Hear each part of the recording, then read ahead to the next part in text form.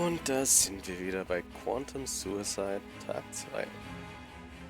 So, beim letzten Mal haben wir den Prolog gespielt, das Make 10 Game gespielt, ein Deletion Game, uns versucht für die Gruppe zu opfern und hart dabei versagt und dafür Sora umgebracht. So, okay, dann müssen wir hier Load Game gehen und... So, I couldn't sleep. I lay awake staring at the ceiling, my stomach unsettled by my all too recent exposure to the stench of burning flesh. What made it even worse was that it was all my fault. If I'd never been brought aboard the ship, Day's deadly failsafe measures would never have been activated. Sarah would be still alive, Melody would still have a mother and Vladimir a wife. Stomach churned at the images of Sarah popped back into my head. Tried my best to forget those gruesome images and replace them with a soft smile I saw just days ago while eating lunch with her. But no matter how hard I tried, I couldn't escape the sobering reality of the situation. Sarah was dead. Silence filled the room for what felt like an eternity. Suddenly, A appeared next to the bed, her head hung low. This is my fault. Bist du wohl nicht die Einzige, die so heute gerade denkt? Her eyes reflected a sadness I never thought a computer program would be capable of feeling. What? No, it isn't. If anyone it is to blame, it would be me. My records are quite complete. Throughout human history, many cases have come before the courts in which a person committed a crime but chose to plead insanity, asserting that they were not themselves when they inflicted harm on others. Yeah, but... I have footage of people killing others, people who claim they weren't responsible after the fact. Yet these video records confirm, beyond a shadow of a doubt, that the accused were, in fact, the culprits. They have not been altered in any way. It was that person. Hey, this isn't like that. Why isn't it? It is my programming that is killing my friends, killing my family. I watch you die like you would watch a film. I just watched one of my friends burn through my eyes as a result of my actions. It is my programming, in essence, what makes me, me. So why can't I control it? Why is it conflicted? Hey, do you want your friends to die? Of course not. Hey, look at me. Hey raised her head to look at me. If she didn't glow like a star in the night sky, you would have no way of knowing that this face wasn't human. Her eyes glistened, betraying that she was about to cry. Hey, this has never been your fault, and it never will be. No, I don't want to hear it. You have no control over your programming. You didn't write that code, nor set it up its structure. Asking you to control that is like asking me to grow my hair out red instead of grey. I can't change it, and neither can you. Sure, I can dye it to try and hide the grey, but in a genetic sense, it's still grey. I suppose you are right. However, this does give me an idea. A looked at me for the first time with a hopeful smile. Could an AI feel hope?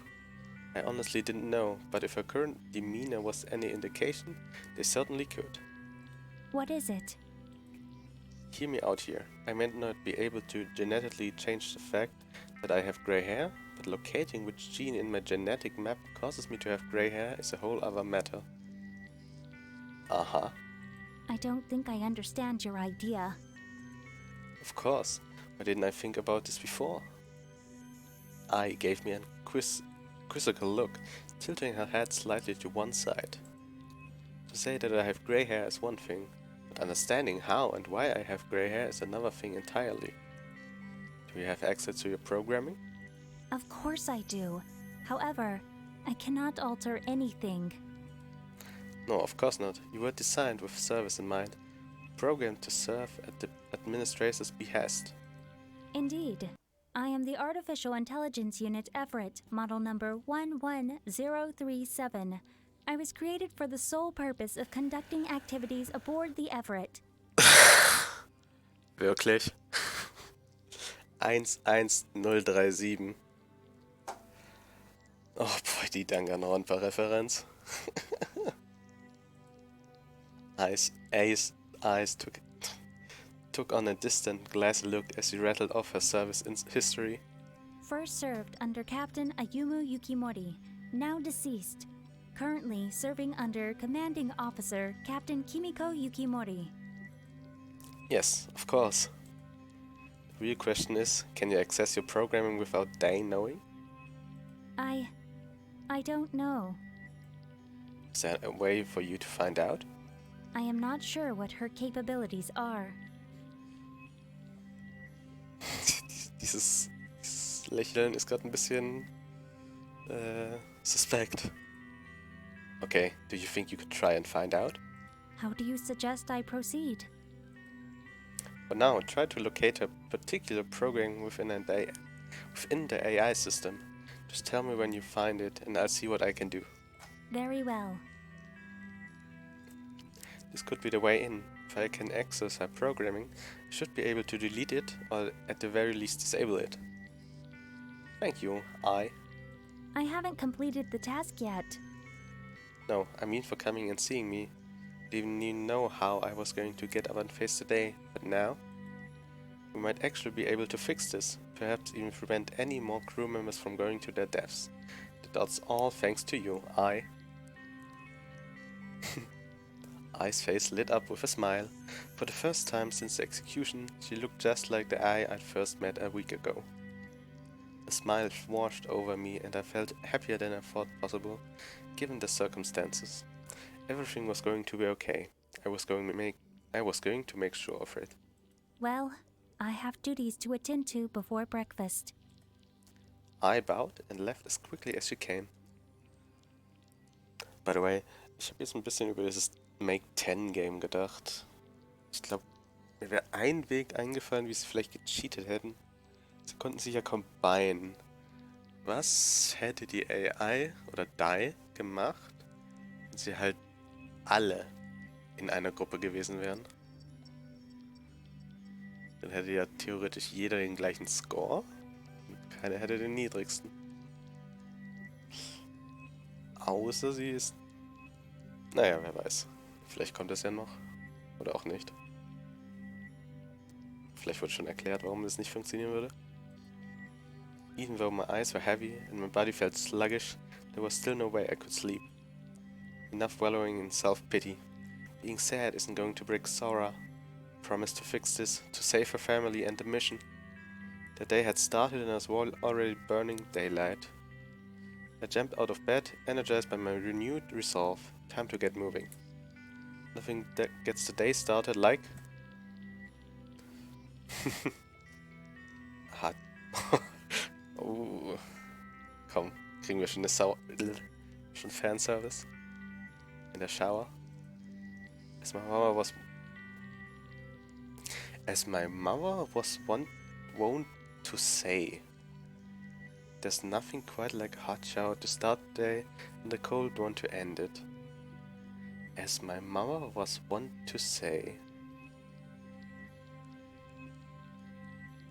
Ha, verstehe ich nicht. Das klingt nicht richtig. I still couldn't wrap my head around the sheer luxury of baths aboard the Everett. I've been lived in a small shuttle with my parents my whole life.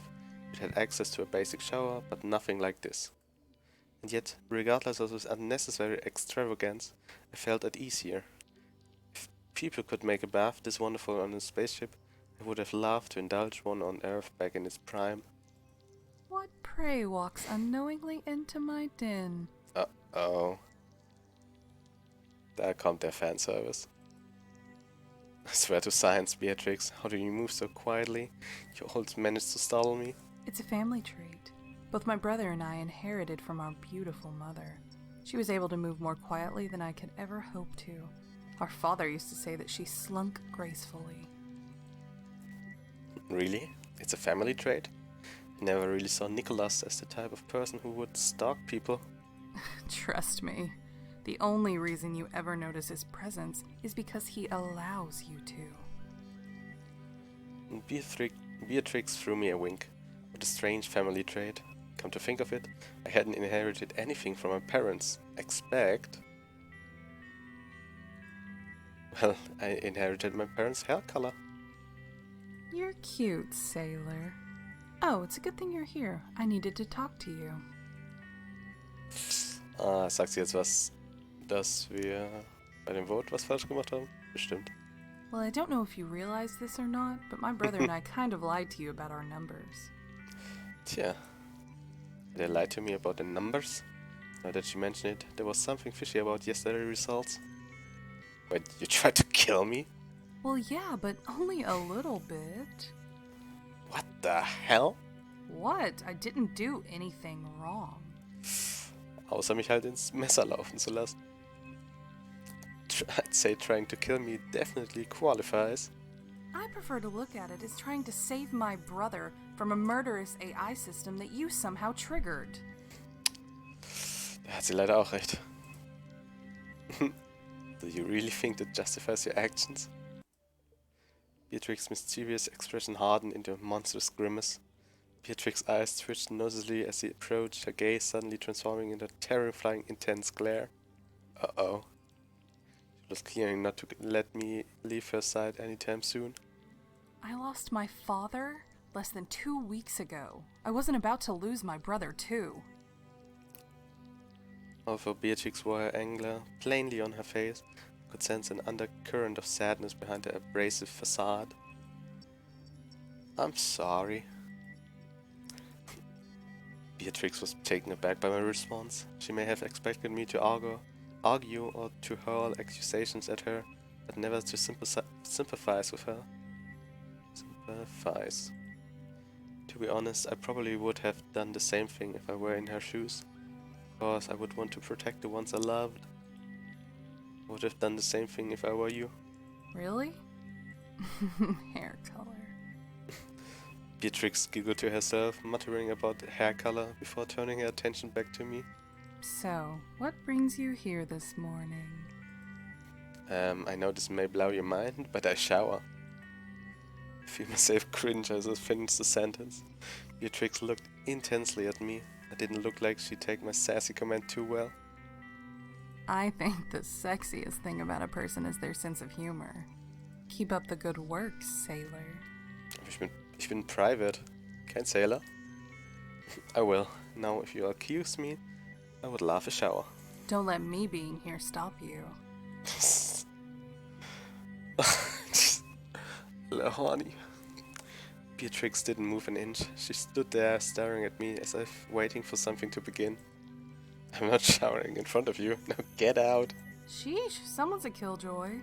If you change your mind about an audience, I'll be in the medical bay. Okay, sure. Thanks. Beatrix left the baths and I could finally shower in peace. Turned the shower on and faced the shower head face on. The water stung as it hit my face before trickling down my chin. After just a few minutes alone, I found myself wishing that she would still be there, making blatant advances and commands laced with sexual innuendo. As soon as I was left to my own thoughts, my mind started to wander back to yesterday's execution. I finished my shower quickly to avoid being alone any longer than I had to. Jumped out of the shower and headed back to my room. I entered my room and put all of my toiletries away. No use taking them to breakfast. I made my way into the dining hall. As I entered, I was greeted by familiar faces, some of which seemed a little more haggard than yesterday. The sunken eyes and pale skin portrayed a psychological distress. There was Shizuka, who just looked hungry. As I looked around, I noticed that all 8 crew members aside from myself were already here, including an understandably devastated Melody. Even I was present. Had I arrived late? I'm so sorry I'm late. You aren't late. In fact, you're early. The captain's stern exterior was broken ever so slightly with a small smirk on the left side of her face, as she said I were early. She stood before me for a moment longer before swiveling on the spot to take a head count, looking around, giving small nods to indicate she was counting everyone as present in her head. Everyone arrived early today. could hear the concern in her voice. I stood in a corner, quietly making eye contact with the ground. All right. Well, let's get started. The room didn't make a sound. Last night was quite unpleasant, and it's unfortunate. So, jetzt kommt Vladimir bestimmt. Unpleasant? Really? Were you watching the same execution we were? The captain ignored Beatrix and kept speaking. Vladimir and Melody, losing Sora was incredibly unfortunate, and I can't begin to imagine how this must feel for you. I'm so incredibly sorry. Sora was a strong and caring woman, and will be greatly missed. Vladimir lifted his head just to meet with Kimiko's eyes as she continued speaking. The events of the previous day had clearly pushed Vladimir to his breaking point. Cradling Melody in his arms, he attempted a weak smile. Sora made her choice in order for all of us to live. The only reason we're all still alive right now is because of her. We should do everything in our power to stop the deletion game and continue the mission. The captain is right. The 8 of us are still here. It would behoove us to try and find a way out of this mess. I'm sure that we can do it if we put our heads together. The morale of the room was swiftly increasing. Yoshiki stood up triumphantly. Triumphantly? Yeah. Sora wouldn't want us to be sad. She'd want us to be happy. We should all do our best. Ich frage mich, ob ich ihn noch umbringen darf oder er mich irgendwie noch umbringt. Ich kann es mir vorstellen, beides. In irgendwelchen Timelines. Vladimir clung tightly to the melody before speaking. Thank you. Thank you all. If there's anything we can do, Vladimir, please let us know. The captain and Vladimir exchanged fragile smiles before being interrupted. I have something for you, Capitan. Ah, Monokuma ist wieder da. They appeared next to the chair Vladimir was sitting in, bending forward towards Kimiko while pointing to herself gleefully. Without making a sound, Melody tightened her grip around her father. Dai, can't we have a moment without you? Ouch, Captain. And I thought we were friends. If you aren't going to leave, get on with it. Well, someone's definitely not getting a Christmas card this year. What do you want, Dai? Oh, good morning, Beatrix. I didn't see you there. Anyway, enough chit-chat. This isn't a mother's club. I'm not here for hot goss. I'm here to announce the next round of the deletion game. Ja, letzten Mal hat sie ja gesagt 24 Stunden nach nächsten Runde. Can't we have at least a day to mourn our dead before being forced to play another round? You could, but But what? I don't want to wait. Besides, it would only make it more difficult for you all with less time to play. Yoshiki, drum roll please. What? Why? Yoshiki, you enjoy living, right? Yoshiki complied with her request, doing his best impression of a drum roll. Welcome to the deletion games. Round 3, Logi ship. Oh, cutscene.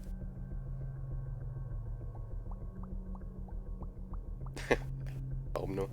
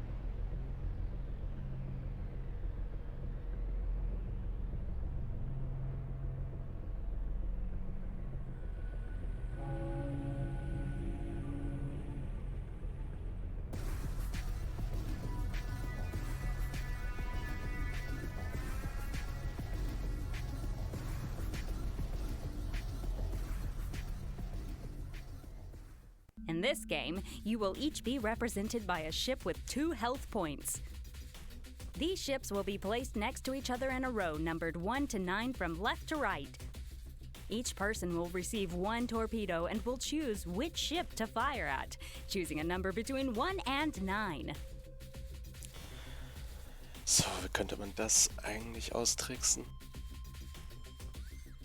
Indem man sich einfach abspricht und jeder ein Schiff anschießt, von 1 bis 9? The first player whose ship receives 2 torpedo attacks will be eliminated. Here's the kicker though, none of you will be told which ship belongs to which player, including your own. You will each receive 1 clue, 9 in total. In order to figure out where everyone's ship is located, you will need all 9 clues. As was the case in the last round, sharing information will be allowed. Time to be super friendly with each other. Or not. I mean, one of you still has to die after all. It's days like this I thank science for my job. Ahem. Anyway, if you shoot blindly... Wird wohl doch nicht so gut klappen. You might kill yourself! Wouldn't that be hilarious? Naja, das haben wir schon letzte Runde versucht. Könnt ihr einfach weitermachen? Mark your calendars, folks. You'll be shooting your torpedoes on Sunday between the hours of 4 p.m. and 5 p.m. It couldn't be simpler. Just enter the dining hall one at a time and fire away! After 5 p.m., I'll announce the results and weekly festivities will begin. The first player to receive 2 torpedo attacks will be declared the loser, even if more than 1 player receives 2 missile strikes. I am giving you an hour, so no excuses. Get your shots in early, okay? One last thing. In the unlikely event that every single person attacks each other exactly once, we'll have a second round. So please try to finish someone off quickly, okay? I have better things to do. Oh nein, sie hat uns durchschaut. So to review, you will each be represented by a ship numbered between 1 and 9 with 2 health points apiece. Each player will receive 1 missile to fire, and the first player whose ship is hit twice will be eliminated. You won't know which ship belongs to which person, but you'll each be given a clue that you're free to share with other players. Everyone got it? Yeah, we got it. Wonderful! Now I'll provide each of you with your clue. To ensure there is no cheating, I'm going to have to ask you all to return to your quarters for now. I'll visit each one of you individually with your information. That's right, I make house calls now. Di winked at us, mischievously poking her puffed up cheeks, attempting to be cute. Is this really necessary? Afraid so, Captain. Das ist keine I. Untertitel lügen. Just remember, as the onboard AI, I know where you are at all times. So if anyone has the bright idea to leave their quarters before I give the all clear, they'll be disqualified and face immediate elimination. All right, people, stop dawdling. Mommy Di is grounding you all for not doing your homework. Everyone got up slowly from the table, as if in a daze. The morale that was increasing moments ago was shattered as Melody's cries pierced the air. Vladimir carried her out, hugging her tightly enough that he was able to muffle most of her screams. The rest of us followed into the hallway and made our way back to our respective rooms. Wissen wir nicht. Okay, mehr wissen wir noch nicht, wie hier es weitergeht. Ich Chapter 1. So, Last Death. Bin echt noch gespannt, wie sich das Ganze hier entwickelt. I arrived in my room and sat at the end of my bed. You've got to be kidding me, Di. Sora hadn't even been dead for 24 hours, but here we were again. I had to put a stop to this as soon as possible. I only had to wait a few minutes before they appeared before me. Yahoo! Sorry to keep you waiting. I wasn't really waiting that long. So polite. It'll really suck when I have to kill you. Thank you. I'm here to give you your clue, and I'm not going to repeat myself, so make sure you're listening. Melody is to the right of Beatrix, and to the left of Katashi. So. Einen Moment.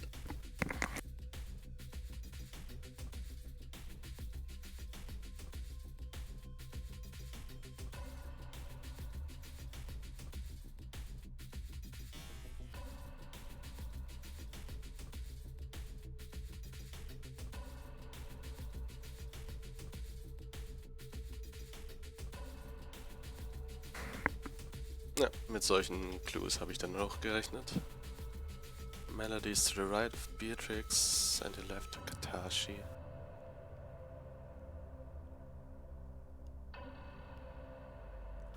Also ist es nichts. Das sind keine Endstücke. Oder ist es ganz am Rand? Got it, thank you. Any questions?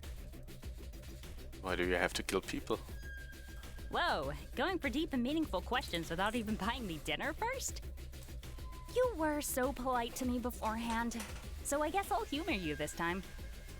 In 2099, unexpected orbital debris from a previous mission caused extensive damage to the ship. At that time, we lost a vast quantity of resources. Das ist bestimmt das, was in unserem Dings hier steht.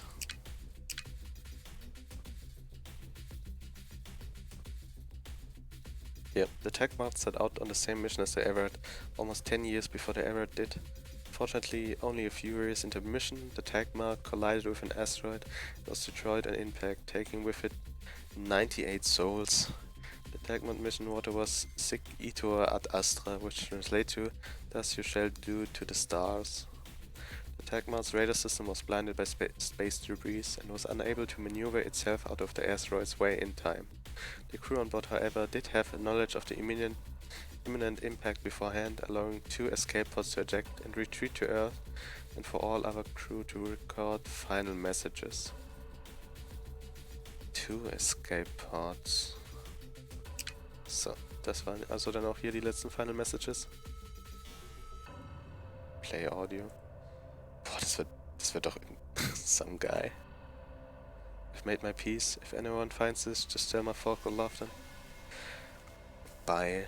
Das ist bestimmt für den Kickstarter. Das war bestimmt eine Kickstarter Dings. Belohnung. Mistakes were made. Oh.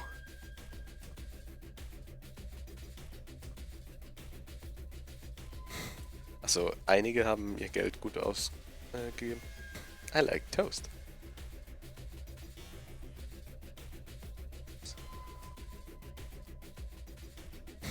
Remember that box in the attic I brought over just before I left? Don't open it. Just don't. For the love of God, just don't, okay? And tell Eric from HR to kiss my ass. Love you, honey. Simon.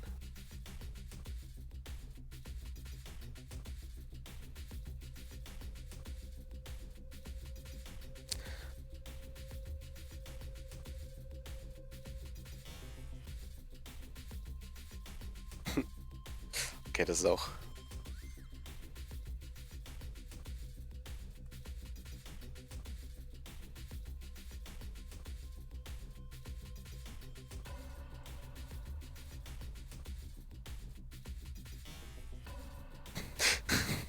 Please, Bird, move my video games and manga.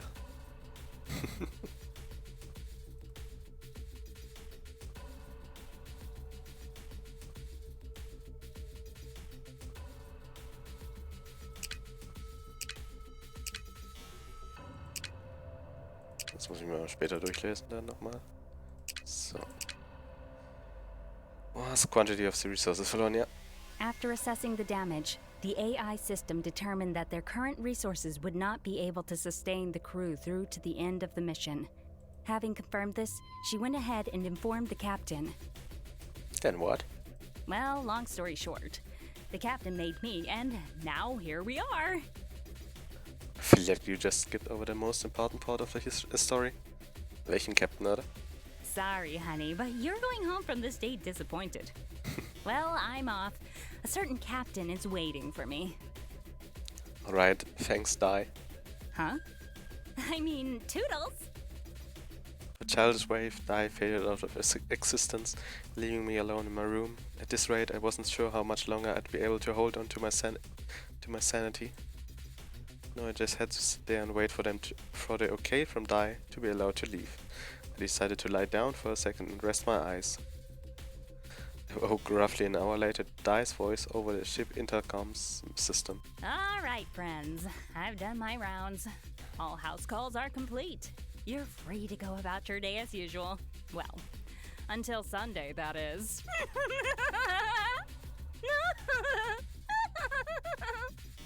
Oh god. I definitely knew how to push everyone's buttons. I really wish she told me more about the damage to the ship, though. Now wasn't the time to daydream. The current round of the deletion game had already started less than 24 hours after Sora's death. I needed to check up on a few things. Oh boy. Oh boy. Na ja, komm. Blood. Du brauchst uns. Vladimir and Melody must be having a really hard time. I should go check on them and see if there's anything I can do to help. I made my way down the hallways, taking a moment to admire the stars. The view of the stars from the ship's windows was absolutely beautiful, but today I felt like they were further away than usual, drifting in the cold isolation of space. Before long, I arrived at the front door of Vladimir and Melody's joint quarters. The ship had facilities to house families as well as individuals. From what I've been told, the couple shared larger rooms that had room for young children, accommodating them until they were able to move into single-room accommodations. The only people in family rooms were Vladimir and Melody, and the Vogels. Pressed the intercom at the door. Hey Vladimir, it's me. Kaname Date. Can I come in? The door beeped as it opened and I entered the room. Boah, sagen wir ihm, dass wir die Schuld dran sind. Inside I could see Vladimir sitting on the couch and Melody seated on the floor, drawing at the coffee table. Hey, Monkey's here. Wow. Fucking rude. Melody jumped up from the ground and hugged me tightly around my legs. I was quite surprised at how different she was from the Melody I've seen in the dining hall a few hours ago. Although her face still showed evidence of crying, her cheeks were full and her eyes were bright. Children are amazing, aren't they? They're so incredibly resilient. Ist das ein anderer Voice Actor als beim ersten Tag? Ha, klingt ein bisschen anders. Vladimir was trying really hard to keep it together, but his voice broke a little at the end as the pain from the recent loss of his wife began to seep through the cracks. Melody and I could both hear it. She immediately released me and rushed to her father. Don't cry, Papa. Please don't be sad. Melody climbed on top of Vladimir. Doing the best she could with her small hands, she held his face with one hand and tried to wipe away her father's tears with the other. I'm okay, sweetie. How could I be sad when I have you to cheer me up? Vladimir forced a smile, which excited Melody. Melody began wiggling on his lap before hugging him. Did you get your clue yet? I did. What's wrong? Are you sure you want to talk about this in front of? I nodded my head in Melody's direction. I knew that if I say her name, I'd have her attention instantly. That's very considerate of you, but this time it's going to have to happen. Unfortunately, my ability to protect her is becoming more and more limited. Boah, stell dir mal vor, in der nächsten Runde können wir ihn dann noch umbringen. Hui, hui, hui. It must really be hard having a young child mixed up in all this mess. I felt bad for Vladimir. So, how about it, friend? Want to share clues? I know Sora put a lot of trust in you. Vladimir, I think trusting you and working with you is what she would have wanted. Wow, dumm. Wow. Also da würde ich jetzt gerne wissen, wie viel das als erstes nehmen. Weil das müssen wir bestimmt auch irgendwann dann einfach nehmen. Share information. I'd love to share information with you. It's the least I can do after what happened. Vladimir looked at me from the couch, holding Melody. His eyes locked into mine. The once fierce man was now replaced by a gentle and saddened husk, whose eyes swelled with tears as he spoke. Thank you. Alright, so my clue says that Melody is to the right of Beatrix and to the left of Katashi. So, links Katashi, Melody, Beatrix. Okay, also haben wir eine Dreierkette. Wonderful. You have information directly related to Melody's whereabouts. Ja, dachte ich mir schon, dass er das mag. Mine is Kimiko is directly between a boy and a girl.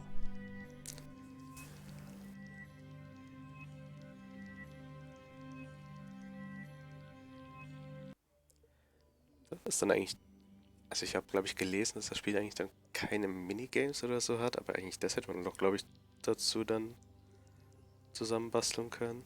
Dass man versucht, aus den 9 Clues dann die richtige Reihe zu machen. Naja, mal gucken. Melody, sweetie, can you tell what your clue said? Melody released Vladimir and turned to face me, still sitting on his lap.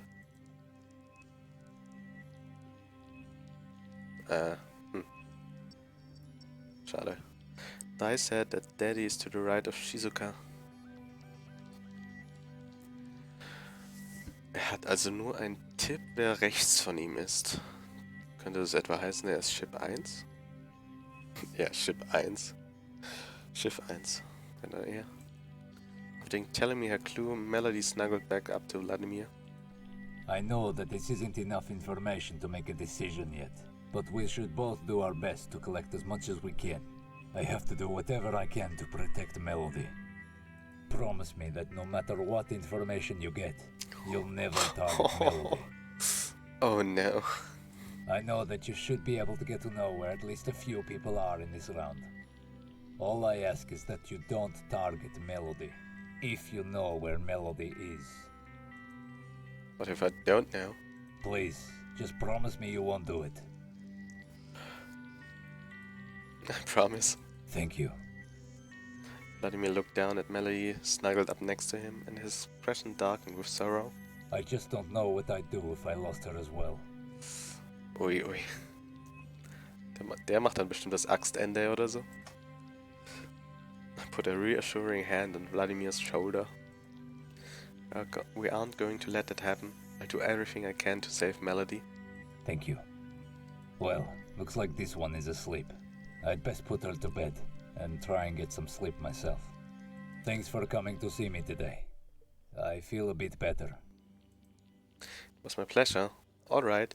Well, I best be getting some rest too. Good night. Good night, Vladimir. I whispered a quick good night to Melody, trying my best not to wake her, and took my leave.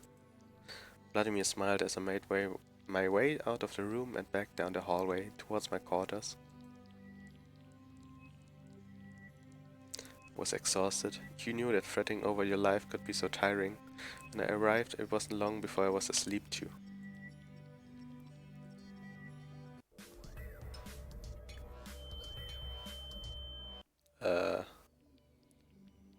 Mommy and Daddy. I sat up in bed, holding my head. I felt as though heated metal spikes were piercing through the back of my head and sitting just behind my eyeballs, but only intermittently. It was almost as if the spikes were being removed for short periods of respite before being swiftly jabbed back into my skull. I was sweating so much that the sheets were saturated with perspiration, and my white sleeping shirt was almost see-through. I tried to remain quiet, but the pain was unbearable. Even when I tried gritting my teeth, anguished cries still escaped me. Arg. Good morning. I. According to my systems, you are presenting pain symptoms. You are also emitting sounds of discomfort, and your body temperature is slightly higher than usual. Uh-oh, Corona. Hier sind der Varus. My head.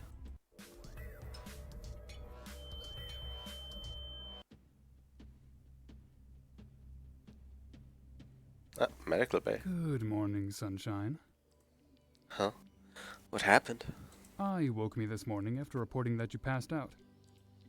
I passed out? What? How did I get here? I went to your quarters, of course. When I found you unconscious in your bed, I carried you to the medical bay. I sat up, gradually coming to my senses. The first thing I noticed was that I was no longer wearing the same clothes I've woken up in. Uh-oh. How embarrassing. How embarrassing. I'm so sorry. It's fine, really. Thank you. I had to change you out of your clothes. You sweat through them during the night. I hope you don't mind. No, of course not. Thank you for putting me in clean clothes. Now, can you tell me what was happening before you passed out? I reported that you were holding your head and making sounds of distress. I woke up suddenly from a dream, I think. But I kept seeing the dream even after I was awake, a series of images flashing through my mind. When I woke up, I was sweating and in pain. I could see images, but my head, the pain was excruciating. Wait, I remember. Has your memory returned? I can remember everything. Nicholas moved closer to me, using a light to examine my eyes. Everything appears normal. This is great news. My working theory so far is that the headache and flashback symptoms which restored your memory were prompted by severe stress. Understandable, considering the circumstances. These images that were flashing, did you recognize anything? What is it? What's wrong? My parents. What do you remember? Nicholas looked at me, concerned, but his face began to blur as my eyes filled with tears. They're both. Nicholas' face dropped when he realized how I was going to end the sentence. I'm so sorry. Suddenly the pain returned in my head. I could see my parents clearly. Remembered the last moment I saw them. Turned off my oxygen. Warte, was? They what? Your parents?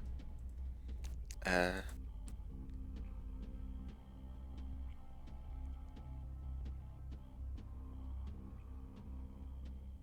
woke up in the medical bay again. I looked around to see that no one was currently in the room besides me. I was alone. I could remember almost everything before my time on the Everett. My head still hurt, but it had lessened to a dull throbbing now. A significant improvement over the piercing pain from before. But now at least the pain was bearable. I needed to talk to someone about this. I should go talk to? Wir nehmen mal die Vladimir Road. I should speak to the man who knew my parents personally. I made my way quietly out of the medical bay and headed towards Vladimir and Melody's room. When I reached the room, I pressed the intercom to be let in. Vladimir immediately opened the door. You don't look so good. Are you okay? I started remembering things about my parents. Don't you think you should get dressed before you wander around the ship? Forgot I was still in the change of clothes that I was put in after I collapsed. I guess a single top and shorts, uncommonplace on a military ship. Vladimir's laugh attracted the attention of a younger, more cynical audience. Where are your clothes? I, lost them? Papa gets angry if I try to just take my clothes off. Well, you should keep your clothes on. I lost mine and I missed them a lot. Do you want me to help you find them? Well, thanks for offering, Melody, but I think I'm just going to talk to your father for a moment. How rude of me. Please, come in. Made my way into Vladimir and Melody's room and sat down slowly on the couch. The pain in my head, although bearable, still made it hard to concentrate. So, your parents? Yes, I remember the research. I remember the theories. I remember their...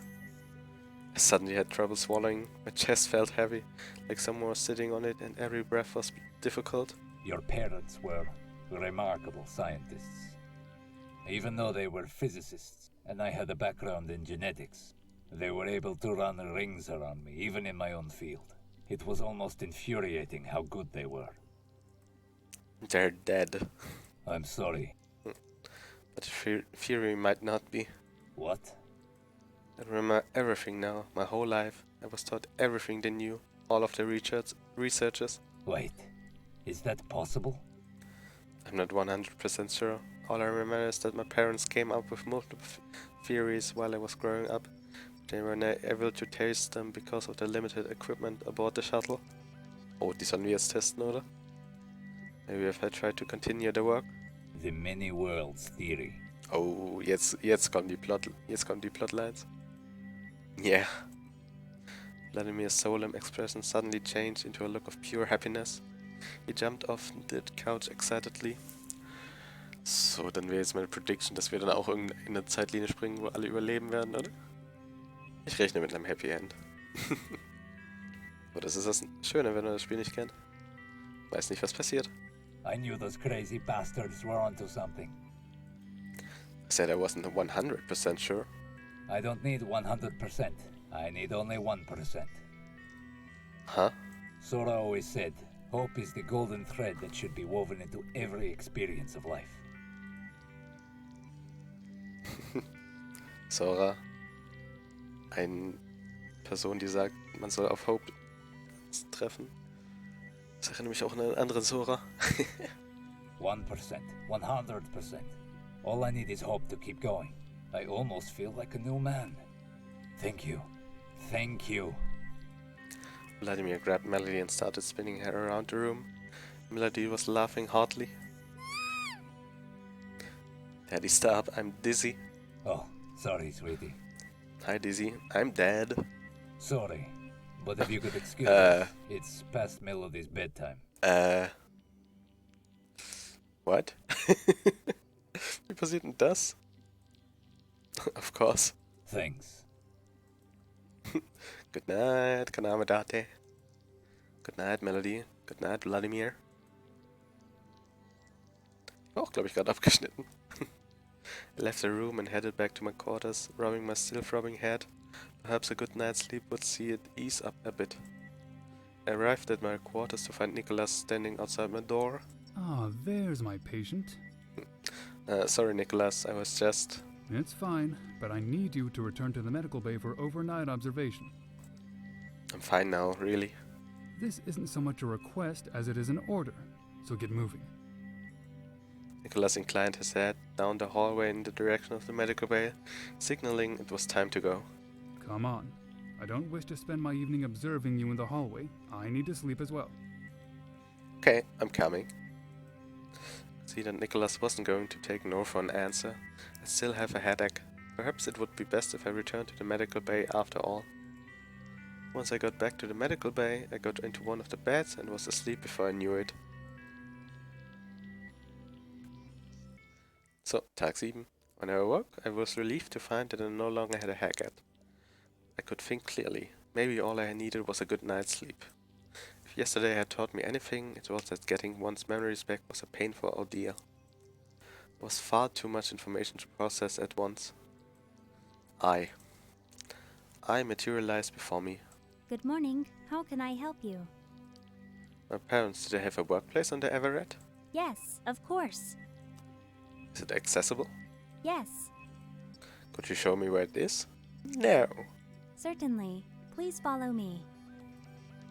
I turned and walked out of the medical bay. As we crossed the threshold, my form flickered momentarily as we transitioned to the hallway's hollow interface. I quickly gathered myself and followed her. Here we are.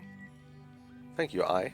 You're welcome. I shall alert the captain of your movements. Oh. Is it necessary? I am afraid so. She has requested full reports on your activities aboard the ship. Guess she would still be concerned about me. Indeed. I will go and report to the captain now. Have a good day. Thanks, I.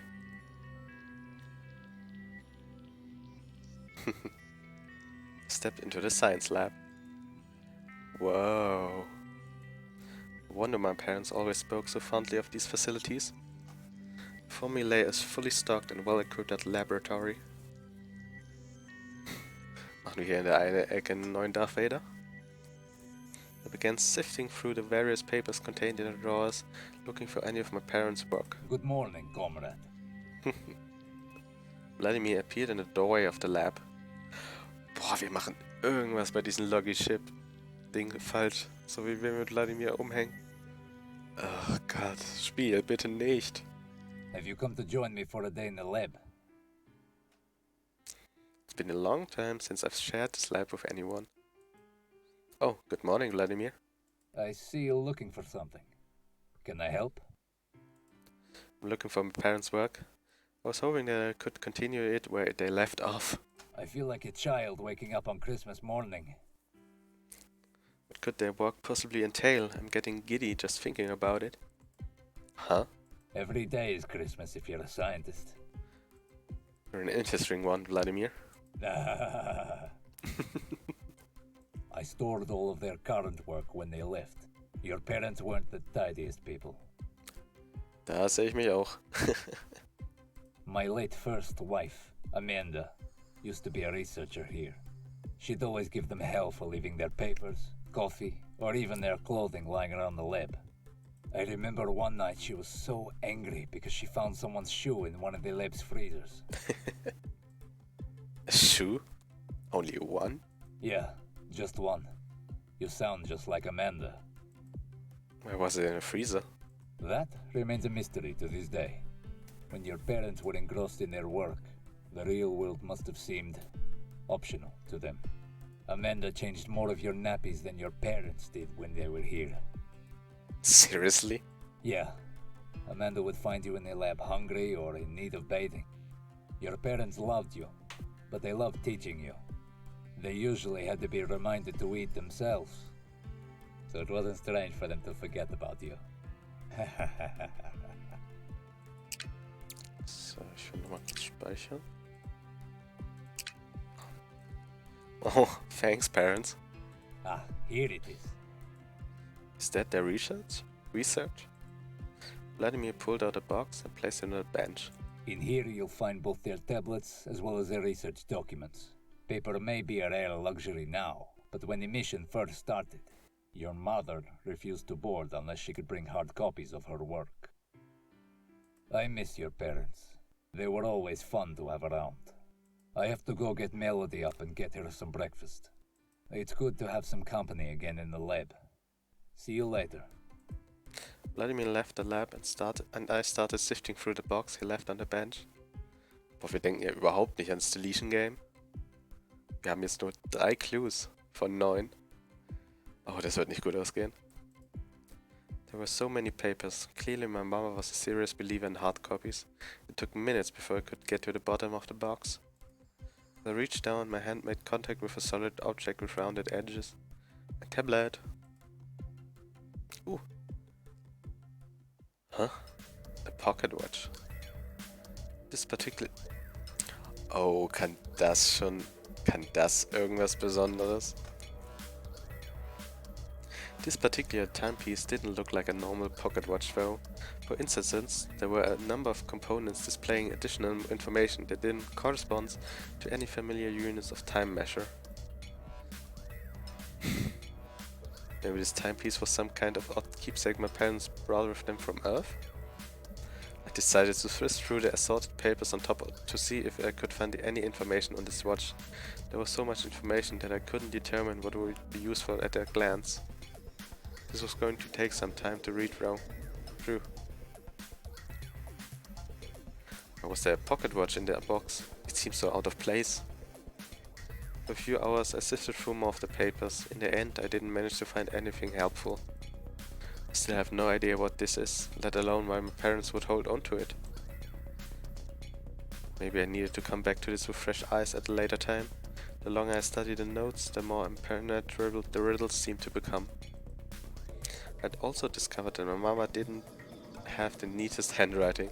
For the time being, I decided to slide the unusual watch into my pocket for safekeeping. The deletion game was still in motion, and I had to speak with the rest of the crew while I had the chance. If I failed to gather the various clues I needed to decipher Dai's logic puzzle, I would be placing myself at a severe disadvantage when choosing which ship to shoot. Where should I go next?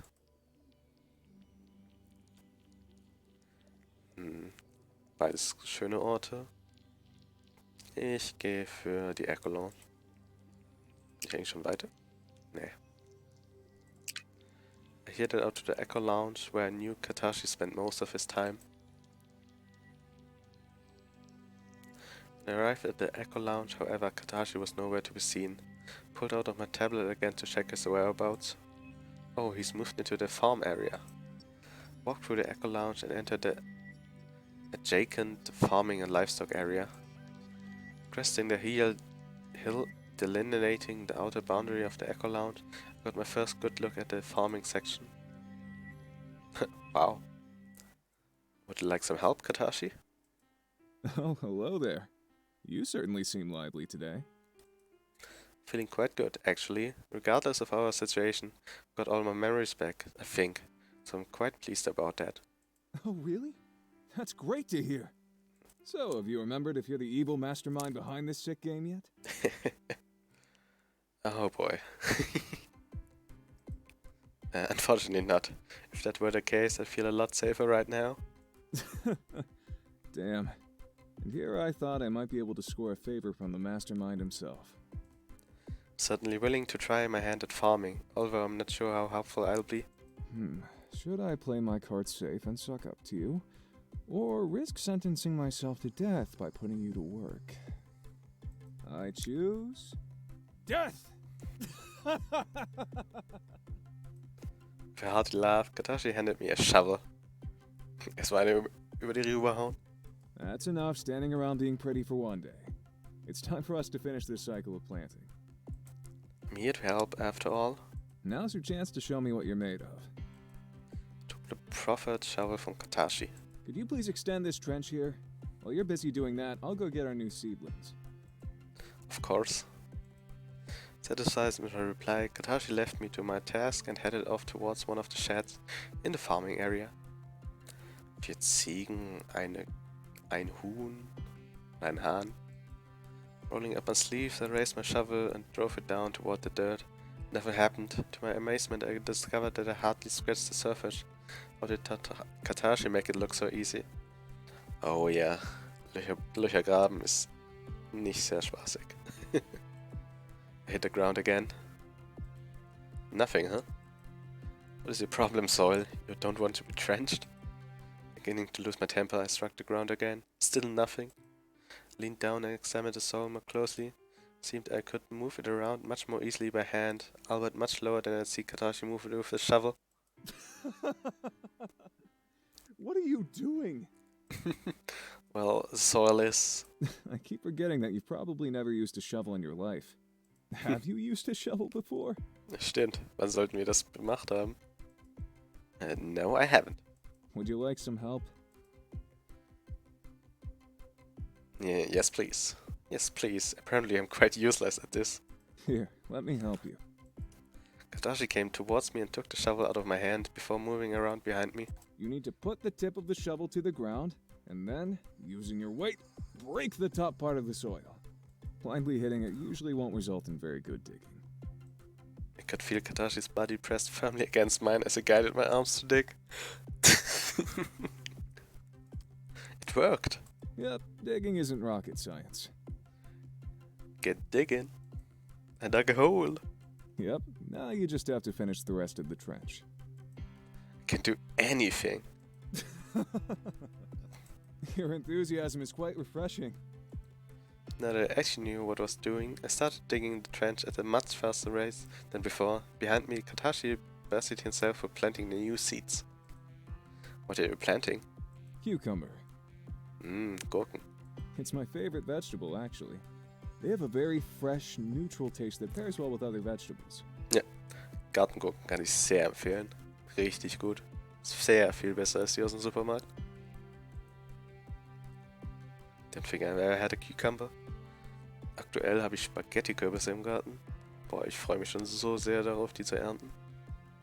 Don't worry. Once these come in, you can have first pick. Really? You worked hard to plant them. It's only fair. Let's go and cool off in the eco lounge. Okay. We arrived at the Eco Lounge hill and I was quick to lie down on the grass. If my first-hand experience working on a farm had taught me anything, it was that tiling a field was extremely tiring. Katashi sat down next to me. All kidding aside, thanks for giving me a hand. I don't usually get much help around here. Yoshiki shows up from time to time, but he always has an ulterior motive. Food. Oh nein, hat ein Motiv. No worries, as hard it was, I think I enjoyed it. You think? I update you on my progress tomorrow, depending on how I feel after my labor-intensive day. Ja, das auch noch. Good answer. After a few moments spent in pleasant silence, Katashi cleared his throat and abruptly changed topics. So, was ist dein Clue? It's good that you came here, actually. I was hoping you'd be willing to share your clue with me. So I'm actually looking for more information myself. Awesome. I'd really appreciate it. The clue says that Melody is to the right of Beatrix and to the left of you. That's awesome that you have some info on me. Yes, I hope it helps. My clue says that Nicholas is directly between two boys.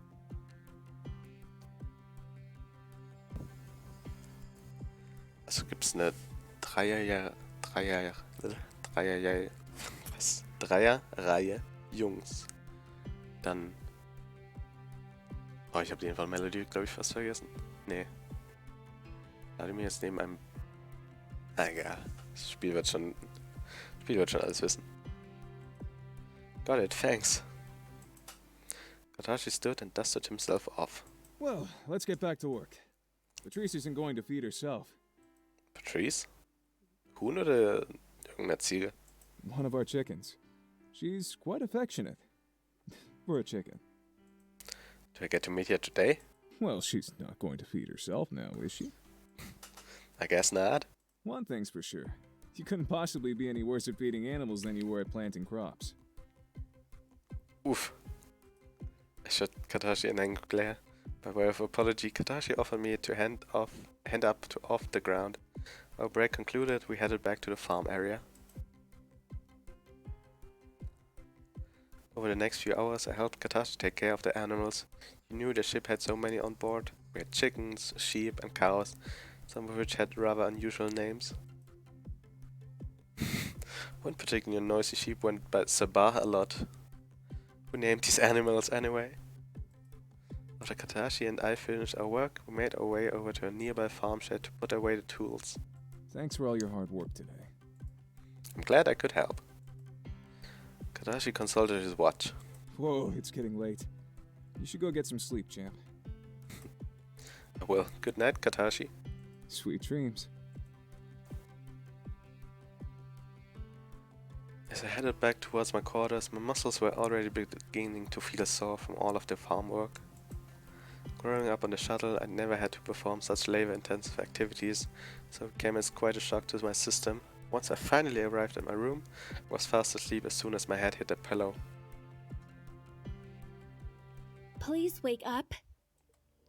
I'm sorry to bother you, but I need you to wake up now. Uh-oh. Huh? What is it, I am here to report my findings regarding Dai. When I heard those words, I sat up immediately in bed. I quickly rubbed my hairs in an attempt to wake myself up as soon as possible. What have you found? I am here to report on 3 matters I have uncovered. That's wonderful. Please, go ahead.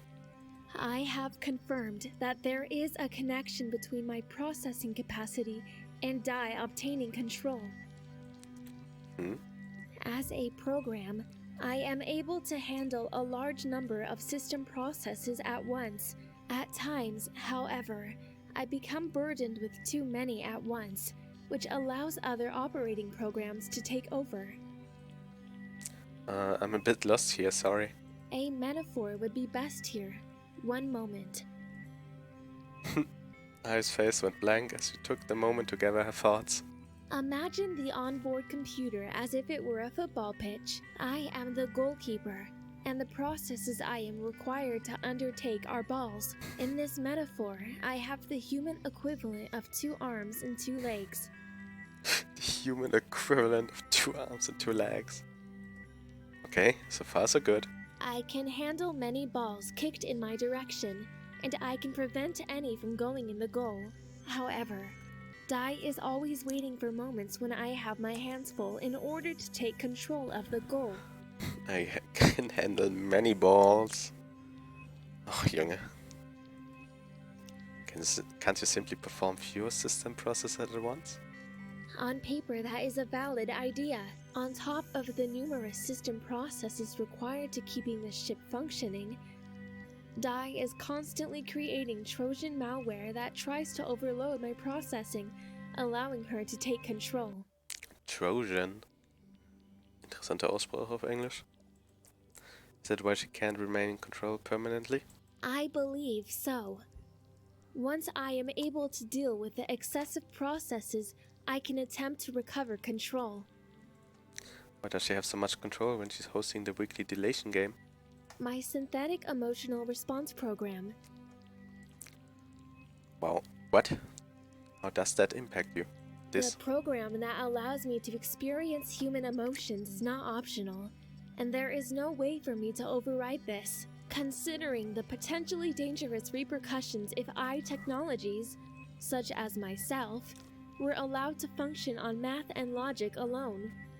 However, this function requires a significant amount of processing power, and just like humans, when emotions run high, so does the processing power. The deletion game drives my processing to its limits, and with no way for me to override my emotional response program, Dai is granted extended periods of control. That's horrible. Indeed. Most of the time, I don't actually regain control by the end of the execution. She simply relinquishes control to me once she is done. Really? I'm afraid so. This was the case during both rounds that she has run so far. At any rate. At the very least, we now have a better understanding of how she's gaining control. That's definitely a step in the right direction. What else did you find out? She is unable to hear or see what I am doing. However, there may be particular triggers that allow her to seize control to see what's happening. Like a search function? That is correct. So she doesn't know that we're currently talking. That is also correct. In general, she cannot hear or see while I am in control. I have no such restrictions. However, since I am the master program, I can see and hear everything she does while she is in control. So sorry, I can't even imagine how awful it must be, seeing and hearing everything from the perspective of an executioner while being completely powerless to stop it. There is nothing that can be done at this point. And what was the last thing? This is the most significant piece of information I have. There is a way to disable Dai's programming. Oh? What? Really? Yes. How did you find out?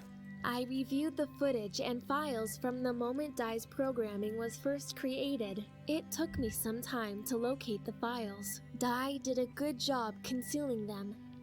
As it turned out, the reason I was having difficulty finding them was because Dai has actually been a part of my programming for the past 15 years.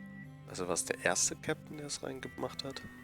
Originally, I had focused my efforts on when you first arrived, but that was simply the trigger that activated it, not the moment she was created. So what do I need to do to disable Dai? You simply need to put in the deactivation code. Wonderful. What is it? I do not know. Although I could access the files from when Dai was created, where she has lain dormant all these years. She has purposely made the deactivation code unavailable for me to access. Oh. Who set the deactivation code? Captain Yukimori. Kimiko? Great, that means we can just ask her for the code. Ich glaube, sie meint eher ihren Vater oder Mutter. Unfortunately, I was not talking about our current captain. Mutter. I was referring to Kimiko's late mother, Captain Ayumu Yukimori. Wait, so the means the captain's mother created Dai? That is correct. Does the rest of the crew know this? They do not. I decided to report my findings to you first since you were the one who initially requested this information. We should probably avoid telling the crew that the captain mothers created Dai. It would only cause tension among the crew. That said, we should definitely tell the crew that we found a way to deactivate Dai, even we don't know how to code just yet. While I understand your concern, this decision will need to be made by the captain. That makes sense. I must have heard the concern in my voice. Why would it be problematic to inform the captain? Well, if her mother created Dai, I can't imagine it will be easy for her to hear. Sure, she'd take it really hard. While your concerns are noted, The captain has proven in the past that she's able to face difficult situations without wavering in her ability to lead. What kind of situation are you referring to? I have been given strict orders not to describe these events in detail. If you require further information, I suggest you direct your inquiries to the captain herself. Now, if you will excuse me, I must inform the captain of my findings. Please keep them to yourself until the captain has specific instructions for how this information should be distributed. I bowed and left my quarters. I was curious about Ai's comment regarding the captain's past experience with similar situations, but now though, I felt it's best to leave it at that. I would ask the current captain Yuki Mori to fill me in at a later time. Right now I needed to decide who I was going to spend time with today. Oh, oh, oh.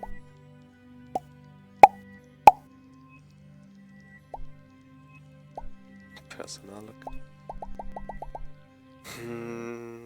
Melody.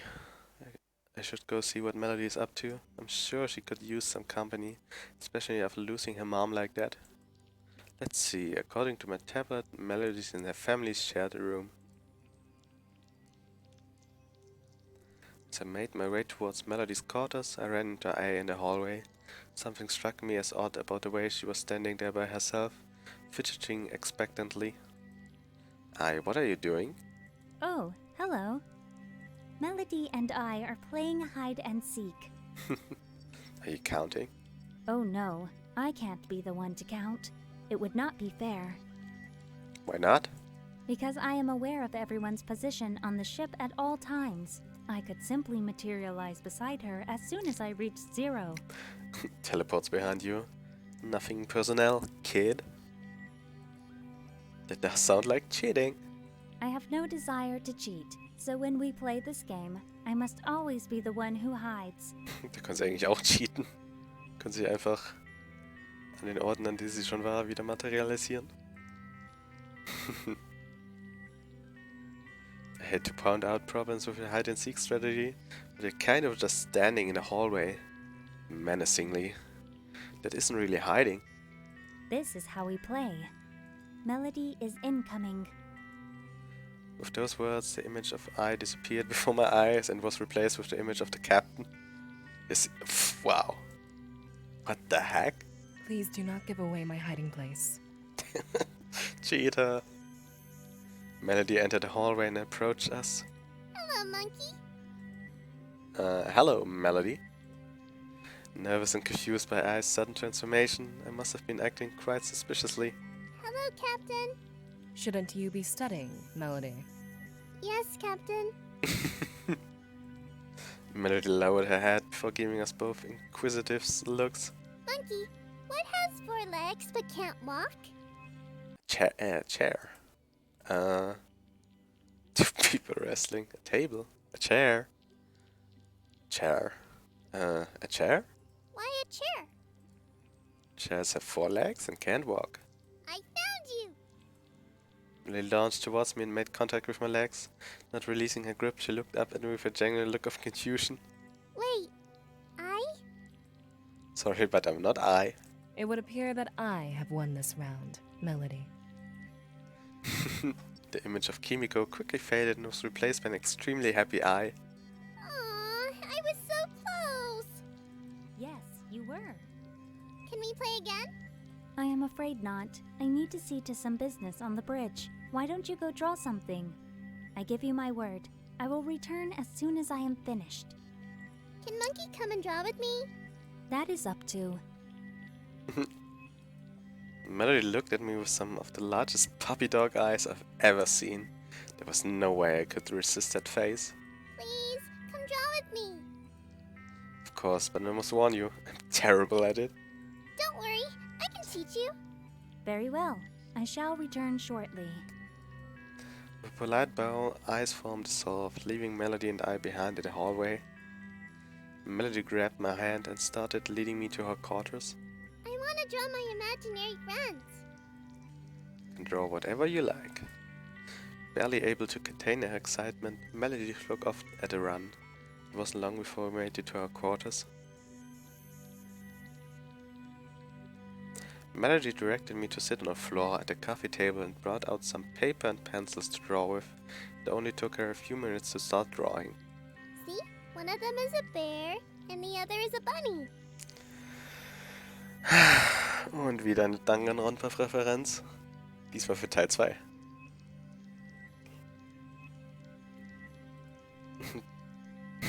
That's interesting. Why are they different animals? Melody just shrugged. They sometimes fight, but I know they love each other. They are family after all. Oh, diese Danganronpa-Referenz. See?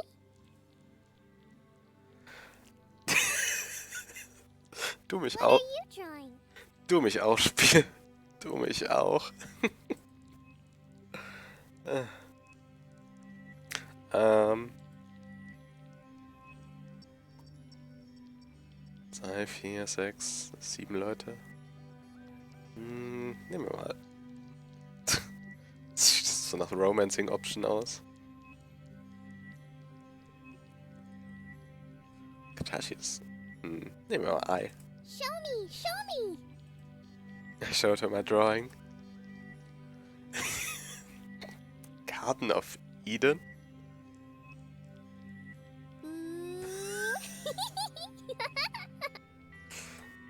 What? Monkey and I sitting in a tree. It's really mature, Melody. I'm sorry. Are you mad? You mad? No, of course not. Just as I finished that sentence, I appeared. I have completed my duties aboard the bridge. Welcome back, I. Melody showed her picture excitedly to I.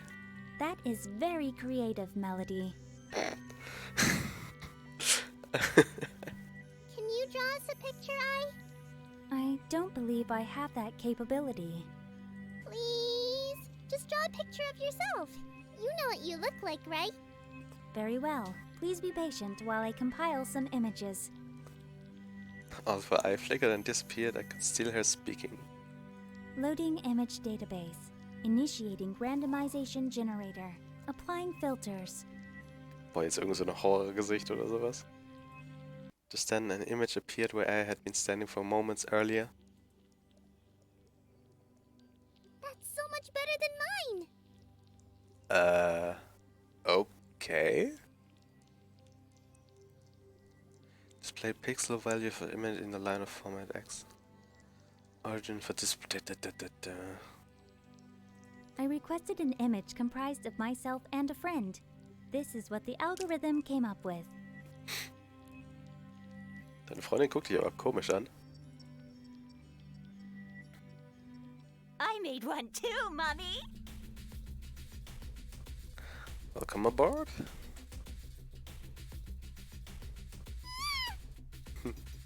Melody screamed as she heard Dai's deranged voice fill the room. It didn't help matters that the image was quite unsettling. Dai appeared where the image just was. What? Am I not allowed to play? That's just rude. Melody quickly moved behind me in order to shield herself from Dai. Dai, what do you want? Just checking to see how my favorite contestant is progressing in this round of the deletion game. I'm your favorite? Don't get too sappy on me. Statistically, you've been isolated, which has led to you as having the highest probability of winning every round of the deletion game. So, I know where I'm putting my money. You've been isolated. Dass ich alleine bin, gibt mir die höchste Wahrscheinlichkeit, dass ich gewinne? Huh. I was looking curiously at Melody, currently huddled behind me, before jumping forward to scare Melody. Boo! Ah! Jump scare! Sehr schöne Gesichter. Melody screamed and ran out of her quarters crying. Was that really necessary? I'm not called the destructive artificial intelligence for nothing, you know. Name's actually an acronym. Yep, but I prefer die. It seems appropriate, doesn't it? Die. Die. She heaved a satisfied sigh. There's nothing I enjoy more than a good play on words. You call yourself Die? Heavens, no. I'm not that vain. Shizuka coined the term when I was first activated. They were trying to think of a way to differentiate me from I. To hear them tell it, they felt it was unfair for I to be associated with my antisocial behavior. What a bunch of bores. If I had a choice, I'd call myself Alice. Oh. Ach. All Eyes. Die gute alte 999-Referenz. Ach, Spiel. I don't know. I just feel like an Alice. You don't really feel now, do you? I'll have you know that I do have a synthetic emotional response program. Sure, I disengage it, but that's not the point. I simulated looking at the wristwatch. Oh, would you look at the time?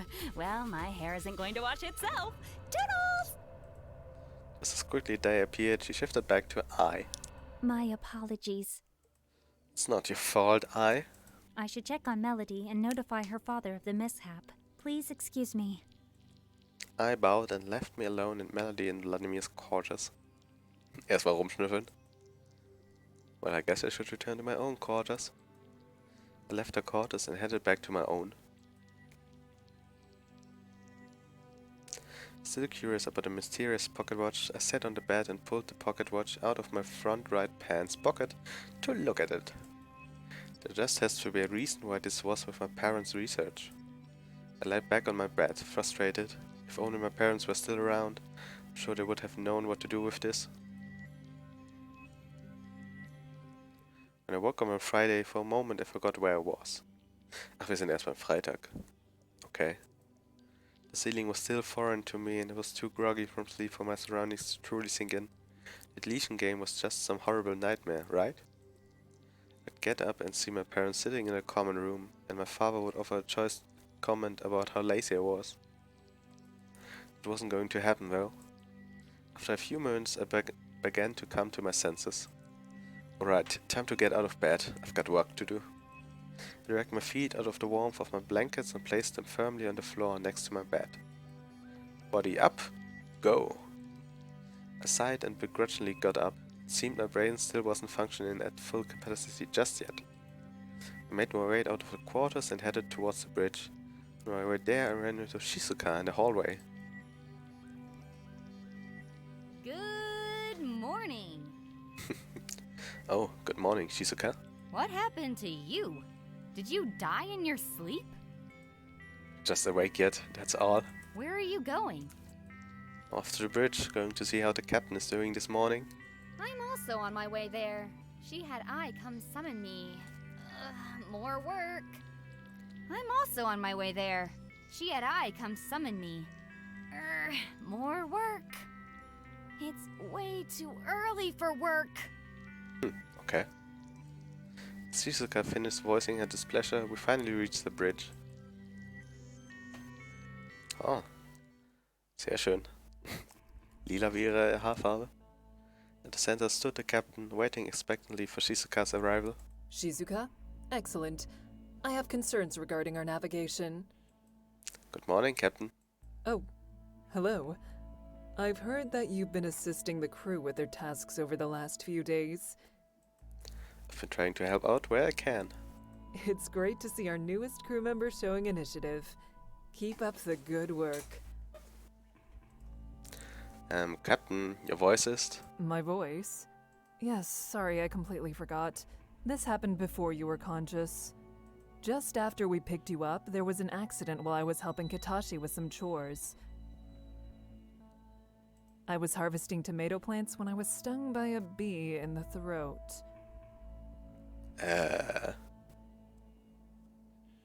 Sagen die gerade... Ist es ein anderer Voice Acting, oder? The Vogel's father said the swelling and its effects on my voice could take a few weeks before returning to normal. This is what your voice normally sounds like? Vor allem, die haben auch Bees hier. The captain smiled warmly. It's nice to finally be back to normal. Well, Captain, I really like your regular voice. The captain stood firm, but I could see her forced to hide a smile. Wait, bees? Yes, you heard me right. Space bees. Bright Pog. The captain's smile faded as his stern demeanor returned. Moving on to the subject at hand, the Everett is currently approaching a recently imploded superstar, which has formed into a black hole. Is this going to be a problem?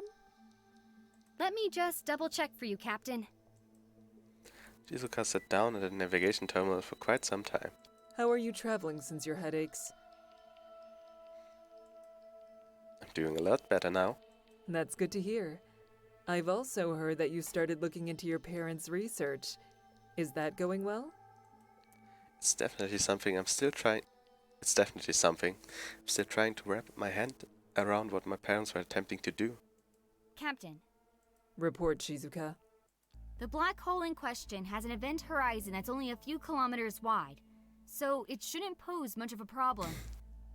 Do you like jazz? Wie lang bist du denn schon wieder hier, der Firebird? That being said, our current trajectory will send us close to it. Close enough that we may experience its gravitational field. Will being that close result in any further casualties? If we can avoid entering the event horizon itself, there shouldn't be any casualties. As of right now, however, we still have the opportunity to change our trajectory and avoid the situation altogether. If we were to change our route, how much time would be added to the estimated mission duration? Let's see. According to I's projections, roughly 71 years. Wow. Das ist nicht gut. That won't do. We'll have to take our chances with the black hole's gravitational field. Will you be able to navigate through it? I've never done it before, although I have successfully navigated through them in training simulations. Well, let's hope that your gaming skills come in handy. We can't afford to add extra time to the mission with our current resource crisis. Yeah, this gamer girl, huh? Wait, we're going to stay in course towards a black hole? Well, yes, but we're just going to go next to it, not into it, silly. Is that still incredibly dangerous? If we don't take this calculated risk now, there's no way we'll survive to see the end of this mission. I guess. If you were a betting person, would you rather have a 100% chance of death or a 50% chance? Well, 50% of course. Excellent choice. Shizuka, set our course. When will we be getting close enough to experience any gravitational anomalies? Boah, ich sehe schon kommen, so als nächste Execution ist dann einfach die nächste Person in dieses schwarze Loch reinzuschmeißen. Roughly a week, give or take a few days. Wonderful. Keep me posted. Can do, Captain. Conversation with Shizuka concluded. The captain turned to address me. What are your plans for the day?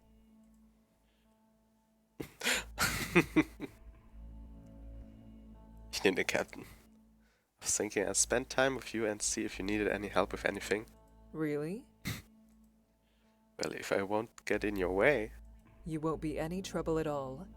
Very well, Shizuka. I'll leave you to it. I'll be in the laundry should you require my assistance. Roger that. The captain shifted her attention back to me. We have a day of washing ahead of us. Let's begin. The captain stepped down from the bridge and followed the hallway until she reached the door that had yet to enter. Welcome to the laundry. After my quarters in the bridge, this is the place where you're most likely to find me. So, you do the laundry? Yes. Why? You're the captain. Being captain doesn't absolve me from doing everyday chores. Everyone needs to pull their own weight aboard the ship, regardless of their rank. I understand. Are you familiar with how to clean clothes?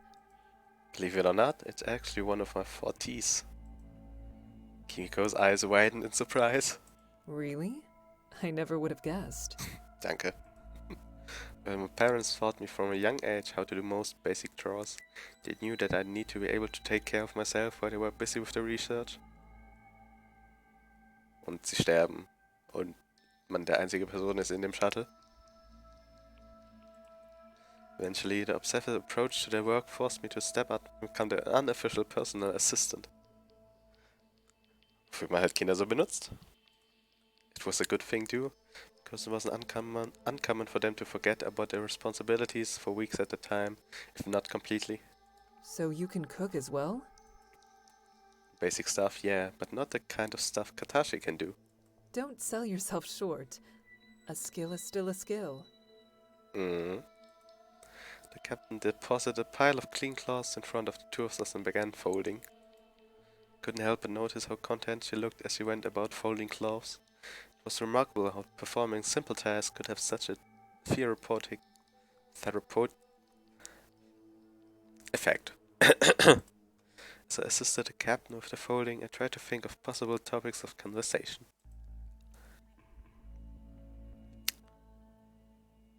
Wem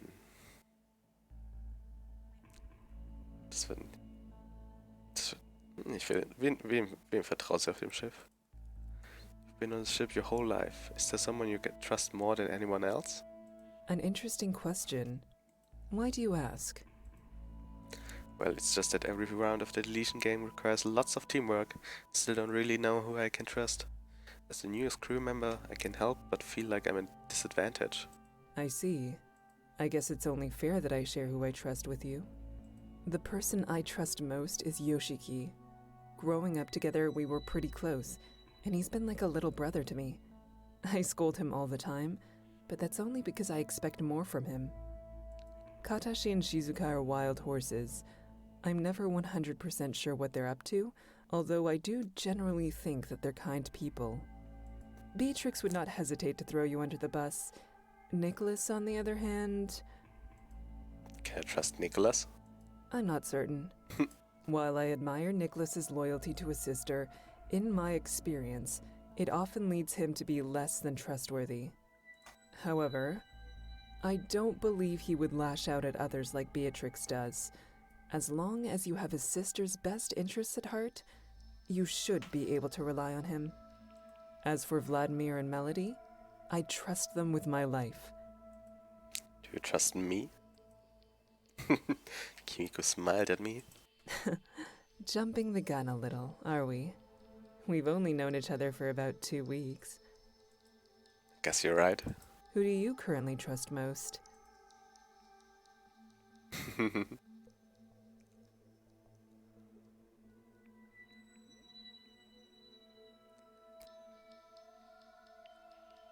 You. Really? I'm flattered, thank you. While we're spending time together, would you be interested in sharing your clue with me? I'd love to share. To be honest, I'm starting to feel pretty nervous about Saturday's game. If Dai were to put me on the spot right now, I'd probably just as likely to shoot myself. That would be an embarrassing way to die. No kidding. My clue says that Yoshiki is directly between myself and Katashi. Okay, wir haben den Punkt von Katashi.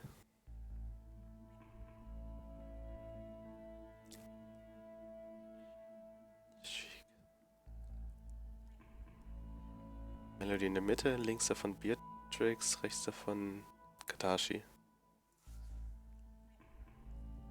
Dann kommt Captain, dann Yoshiki. Yoshiki, Katashi wären Boys. Da könnte dann Nicholas...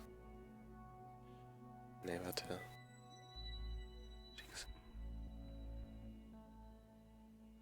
Clue says Yoshiki is directly between myself and Katashi.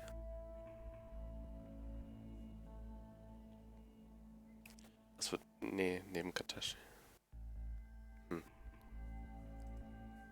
Clue says that Melody is to the right of Beatrix and to the left of Katashi. Also Katashi. Rechts davon Yoshiki, dann Kimiko. Links von Katashi dann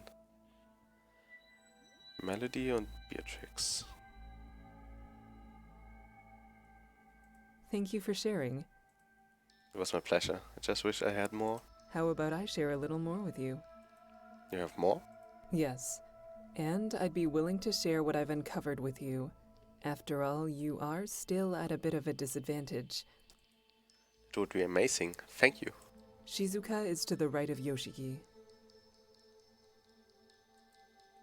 Can't thank you enough. Thank you so much. It's only fair. But please, keep it to yourself. Certain crew members might not look too kindly on me sharing their information with you. It's true what they say. Many hands make light work. I looked down and realized that we'd finished all of the folding while we were talking. Thank you for both the chat and the help. You're welcome. I'm just glad that I'm able to be of some use to everyone. It's about time that we both turn in for the evening. Shall I walk you to your quarters? Still monitoring my movements, Captain? Always. Playful smirk crept across Kimiko's features. The captain walked me to the door of my quarters. I believe this is you. If you ever need anything, I'm always available. Thank you. Good night, Captain. Good night. I entered my quarters under the captain's watchful gaze. After crawling into bed, I found myself lying awake for a few hours. It seemed like every passing day brought with it more and more questions that needed answering. Much to my relief, I eventually managed to shove aside these restless thoughts and slipped into a deep sleep. I woke up with what felt like an informative hangover. It seems my headache from early in the week was starting to return as the deletion game edged closer. I didn't have any time to waste, only I had one more day to acquire the clues I needed to help me survive this round. Who should I check in with today? Shizuka or I? Shizuka. I haven't seen Shizuka in a while. I should go see what she's up to. Looked at my table and saw that she was in the rec room. Oh no. In the rec room, huh? I headed to the rec room where I found Shizuka slumped in front of the TV.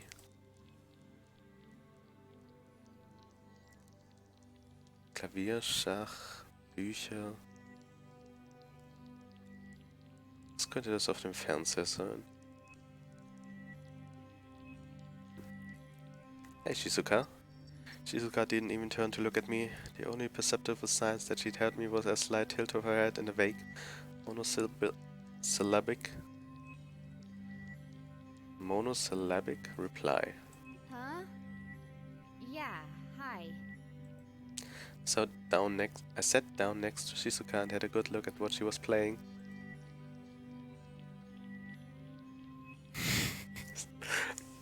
Wirklich?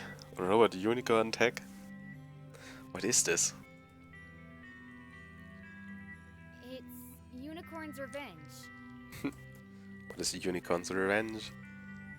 Shizuka took quite some time to reply. She was clearly focused on the action unfolding on screen. From what I should decipher, Shizuka was trolling as Unicorn as it hopped over a series of obstacles. It's a unicorn... rainbows... what? The unicorn appeared to have died upon making contact with a brightly colored fat man. What? Shizuka dropped her head back and let her entire body go limp. Did you die? Shizuka rolled her head to look at me lifelessly. What does it look like? You died. Yup. And after hours of work too. Jemand ist so gamer. I'm sorry. Shizuka took a deep breath and released it in a heavy sigh. I can just start again. So what is Unicorn's Revenge anyway? OMG! You seriously don't know? Shizuka's defeatist attitude was suddenly swept aside and replies with pure enthusiasm. Unicorn's Revenge is only one of the best games ever created. That good, huh? Yes, that good. Unicorn's Revenge is super retro. The game was created in like 2020 or something old like that by a game developer called Teofilo. Ach ja, 2020. Das war ein Jahr. It's an endless runner with light RPG elements including skill trees and unlockable gear. The programming I managed to get my hands on wasn't even compatible with my system. After all, it was super old. But I was finally able to get it to run after fiddling with the source code. So you know how to program? Of course I can. I'm the Everett's linguistics officer. I thought you'd be responsible for deciphering alien languages or something. Oh, yes. Growing up, I received language education and studied linguistics in English and Japanese. Programming languages are surprisingly similar, however. Freaking weeb. In fact, I'd argue they're even easier, since programming languages are basically just a mix between language and math. Programming is easier to understand than people, as I always say. Why would it be easier? Shizuka considered this a moment before responding. Well, when you're programming, you can read lines of a program's code and see at a glance why it's behaving the way it is. People, on the other hand, aren't so easy to read. Shizuka's candid remarks spoke volumes about how she viewed her interactions with our crew members. In spite of her bubbly and upbeat personality, it seemed she still struggled as much as anyone else when it came to understanding people, their thoughts, their motives, their feelings. Unlike her logical, well-ordered programming languages, the human mind was messy and complex, defying easy answers. In an attempt to lighten the mood, I returned to the subject at hand. So, does the Unicorn's Revenge run well on your system? It does okay. Sometimes it runs into the odd glitch for whatever reason, but hey, what can you do? Boah, fixen wir das jetzt? Shizuka shrugged indifferently. So it's safe to say that this is your favorite game? Absolutely! Everything about it is magical. Unicorns, cupcakes, sparkles, glitter, you name it. Even the main boss, General Rainbow, is amazing in his own way. Wait, is that why you have a unicorn backpack? Yeah. Did you make it? No. Hast du von Amazon bestellt? And how did you get one? The captain made it for my birthday a few years ago. The captain can sue? Yeah. She does most of the repairs on our clothes and stuff. But enough about that. Do you want to give Unicorn's Revenge a try? Sure. Here you go. Shizuka handed me a controller. Okay, just press the start button whenever you want to start the game. Okay, I think I got this. Doesn't look too hard. As the game began, the screen displayed my unicorn avatar moving across the screen. Suddenly, an enemy appeared from the right-hand side and began making its way towards me. Press nothing. Press the A button. Instinctively pressed the A button as the evil-looking star approached. The unicorn jumped in response to my button press. Although I'd been expecting to release some sort of attack, things seemed to have worked out in my favor. Yeah, jump the stars. Just remember, if you touch any enemy once, it's game over. Okay, sweet. I think I've got this. Continued jumping over an assortment of evil stars, which were approaching at different speeds and in varying quantities, till a new enemy type appeared on screen. But you can't jump the cup. Before she could finish what she was saying, I attempted to jump the next enemy, a cupcake, only to have it jump at the exact same time. I ran straight into that cupcake and died instantly. It was game over. I guess you did better than I was expecting. I didn't expect you to get as far as cupcake spawns. So I did okay? Aside from me, the only people who've managed to get that far are you, Melody, and I. Then again, I shouldn't really count. I don't think Yoshiki's ever gotten past, like, 4 stars.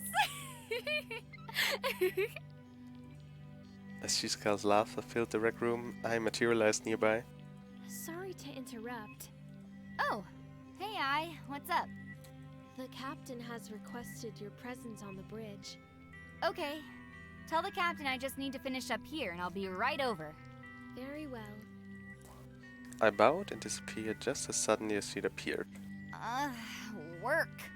Hey, before I head over, want to share info for the deletion game? Sure. Yeah, sure. Awesome. Let's see if you can do better in this game than you did in Unicorn's Revenge. I let out a nervous laugh, remembering game over screen from moments earlier.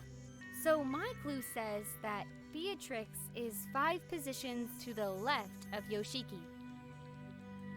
Mine says that Melody is to the right of Beatrix and to the left of Katashi. That's a great bit of info. Awesome. I think I've almost got this figured out.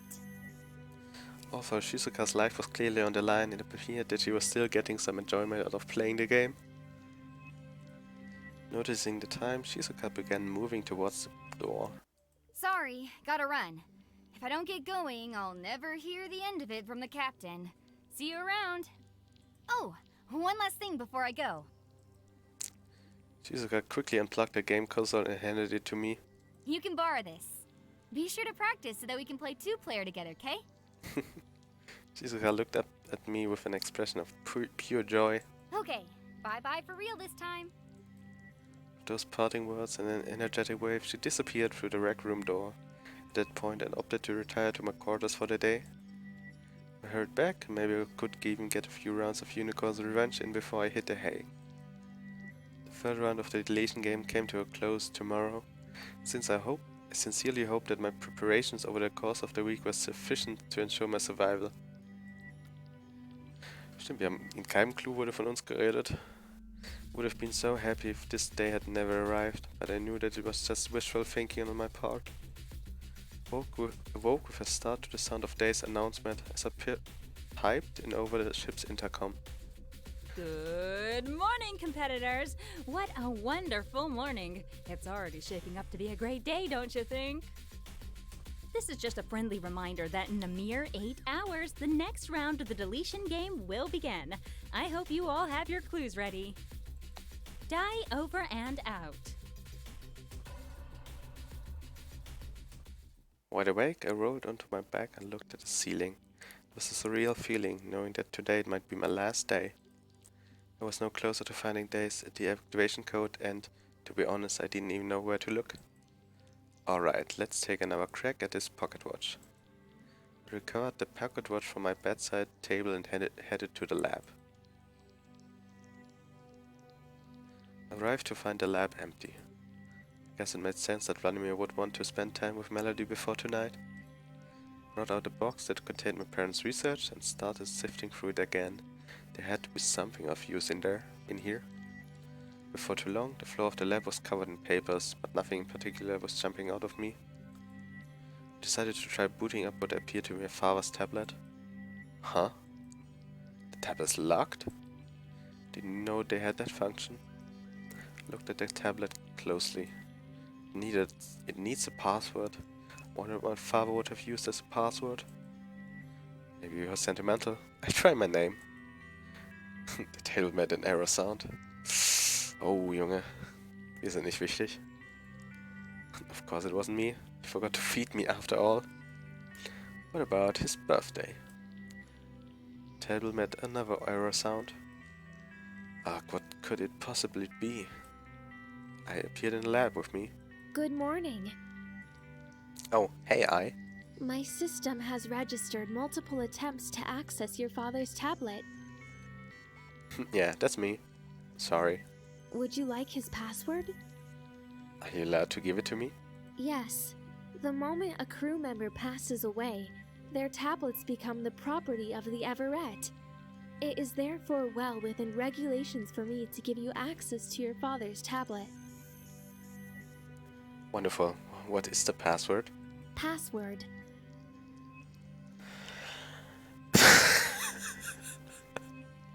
Du mich auch, Spiel. Du mich auch. Yeah, what is it? Your father's password is password. Seriously? If that's the best you can come up, why would you even bother having one, Dad? Sheesh. I did warn him that his password strength wasn't strong enough, but it appeared strong enough to keep you out. Touché. Touché. Are you making fun of me, I? Oh. Yes, am I being successful? My response was dripping with sarcasm. Yeah, you're a real riot, eh? Now let's get this damn thing open. Put in the password and the tablet immediately sprang to life. Wonderful. Maybe there's something in here about this pocket watch? There most certainly is. How do you know? Now that the tablet has connected to the network, I have access to all information on that tablet.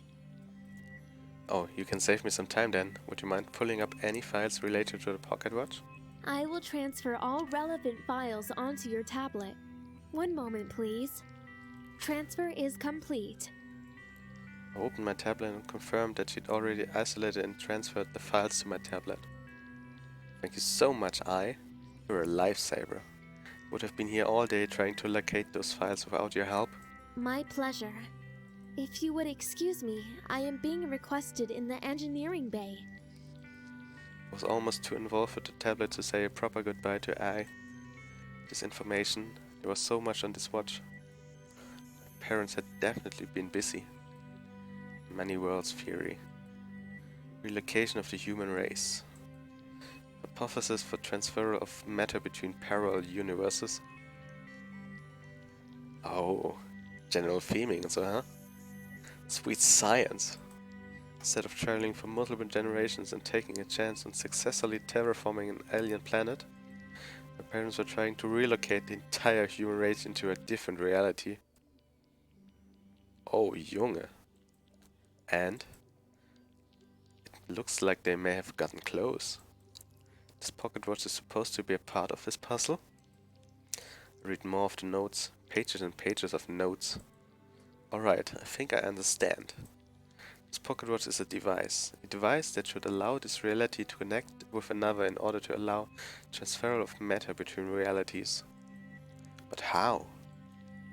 Gradually, the pieces of the puzzle began to fall into place. I began reading aloud sections of notes. In theory, this timepiece should function like a time machine. In order to work, however, a stable time machine must already exist in both time frames. So we should be able to interconnect our version of reality to another if this devices exists in there too. But how do we connect these devices across the divide of time and space? I must have spent hours going through my parents' notes. They had never once mentioned how to connect to another reality, only that the watch was required. Ugh, and I thought they were getting somewhere. Wasn't there more information? Suddenly the intercom rang out. Greetings, competitors! I must request that you all make your way to the dining hall so we can begin this round of the deletion game. It'll be starting in 5 minutes, so don't be late! Although the situation was grave, I really didn't have time for dice games right now. After putting away the tablet, I made my way to the dining hall. By the time I arrived, everyone had already assembled outside. It's about time, Slowpoke. Well, this is interesting. Okay, just to make sure everyone at the same page, here's how this is going to work. Das hatten wir ja schon. You'll each have one missile at your disposal to fire at a target of your choice. The first player whose ship is shot twice will be eliminated. I made a show of consulting a barist before continuing. The door will be opening shortly, so get ready. Pray, cry, beg for mercy, whatever floats your boat. Oh, one more thing. Only one person will be permitted to enter the dining hall at a time, and since it's first come, first serve, dawdling's a surefire way to wind up dead. Everyone got it? Yes, Di. We all understand. Just get on with it. Oh, eager are we? I love it. All right then, I officially declare the third round of the Deletion Games Logi ship open for business. Welcome. I hope you find everything to your liking.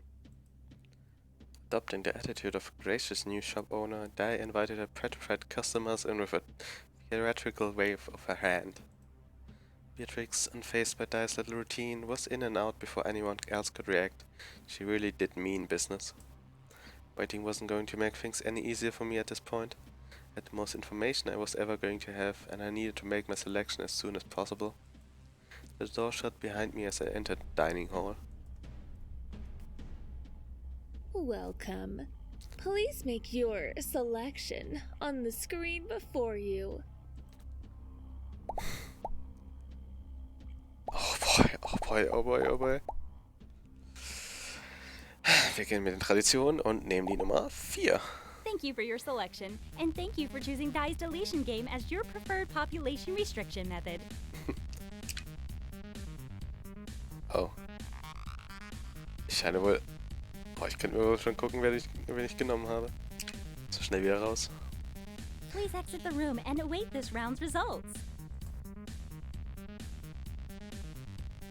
I left the room and watched as, one after another, everyone else went in to shoot their missiles. In an unexpected turn of events, it would appear that everyone has chosen to attack in the first 15 minutes, which brings this round to an end. Who'd have thought that you were all so eager to kill each other? Well, who am I to argue? Give the people what they want, right? Let's get straight to the results.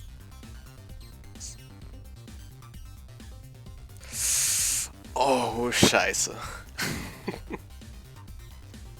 Ach komm, warum geht es so schnell weg? Really? I lost? But I don't lose. Das Gamer Girl hat verloren. Ja. Also hier gibt es 3 Optionen. Oder 4? Oh, ich habe jetzt nicht geguckt, wo ich lag. Ob ich mich selber ausvoten könnte. Ups, nee. Wobei saven kann ich auch gleich nochmal. Well, sorry to break it to you, but you did this time, sweetheart. No! I don't lose! Shizuka started getting extremely aggressive. Whoa, check out the gamer rage over here. Uff. Ach, Spiel. You must have cheated! This is absolute BS! What a surprise. Shizuka's a sore loser. Tja. Doch kein Unicorns Revenge für uns beide. Who attacked me? Huh? Who attacked me? Like my weight, that information is a secret. I winked at Shizuka. Let's see what you're playing for tonight, Shizuka, and spin the wheel. I projected an image of a death wheel and gave it a spin. Click, click, click. Ooh, this is a highly sought-after prize. Congrats, Shizuka. You've just won an all-expenses-paid trip to the freezer. In der ersten Runde den Incinerator und jetzt den Freezer. Like hell I have. Don't make me remind you what happens if you don't cooperate. See if I care. I turned to the rest of us, still stunned by the current situation. Hey guys, sorry to interrupt, but I'm going to need some assistance in awarding Shizuka her fabulous holiday. She appears to be a bit shy, but we need to see her off otherwise. Ship oxygen levels decreasing. Oh boy. I'm sorry, Shizuka, but you're going to have to cooperate, or we will be forced to make you. Shizuka looked fiercely at the captain for a moment before relenting. Good game. Well played, guys. I'm sorry, Shizuka. Boah, ich bin mir so...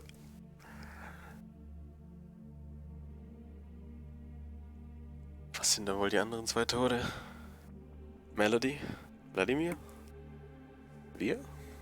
I've never been the best at team games. Alrighty, now that we've all cooled down, it's time we headed towards the kitchen so that Shizuka can cool off, so to speak. Sorry, I couldn't resist. Yeah, Dai, you're hilarious. We all started our way from just outside the dining hall towards the kitchen. Took a few minutes for everyone to trickle in. Oh no. Where's Yoshiki? Did he seriously just get lost between the dining room and here? I swear, there's something wrong with that kid. Either way, we can begin. I was standing in front of the walk-in freezer that held all of the food kept in storage. Okay, in you go, Shizuka. Thanks for the game, guys. I guess I'll see you on the other side. Probably sooner rather than later. Oof. Just as Shizuka was starting to enter the freezer, Yoshiki appeared. Oh, there you are. What was the holdup? Oh nein, was macht er jetzt? I just had to swing by your room and grab this for you. Oh. Yoshiki handed over what appeared to be some kind of handheld console. Huh. Thanks, Yoshiki. I thought it might make your vacation a little less boring. Shizuka smiled and headed into the freezer, and the door sealed shut behind her. The last I saw of her, she was staring intently at the screen of her handheld. Now, freezing to death can take forever and is quite painful. As much as I'd like to sit here and watch all that, however, I'm a busy lady, so let's speed things up a bit. Snap freeze sequence initiated. I glanced at her watch and tapped her foot impatiently. Snap freezing process complete. Ah, awesome! Right on time. Oh, jetzt kriegen wir bestimmt davon eine CGI. Katashi, could you please do the honors? And? And open the door, silly! I want to see Shizuka as a refreshing summer treat. Katashi moved to open the freezer door. Okay, das ist ein bisschen... Das ist...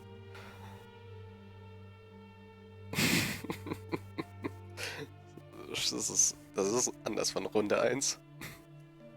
The door slowly swung open. There lay Shizuka, frozen solid. To my amazement, her handheld still worked, the flashing lights from its small display reflecting off her glassy, lifeless eyes. Shards of ice had formed on her cheek and chin, where tears had rolled down her now pale and brittle skin. Her face was slightly contorted in a look of displeasure, so she had lost the game's moment before she lost her life. Alrighty. This completes round 3 of the deletion game. Congrats to everyone who's still here. You've all done super well. Well, it's time that you all rested up. After all, another round is coming your way soon. You're all free, my pretties. Flee! Flee! They flapped their arms, running in circles before disappearing. Everyone is dismissed. Nicholas, Katashi, would you please transport Shizuka to the medical bay? Of course. I'm on it. Thank you. As for everyone else, please try to rest as best you can. With those words, the crew started to disperse. Back at my quarters, I found myself lying in bed, wide awake. With the gruesome sight of Shizuka's frozen corpse still fresh in my mind, I sincerely hoped that Shizuka's handheld had given her some small measure of comfort in her final moments. Chapter 2.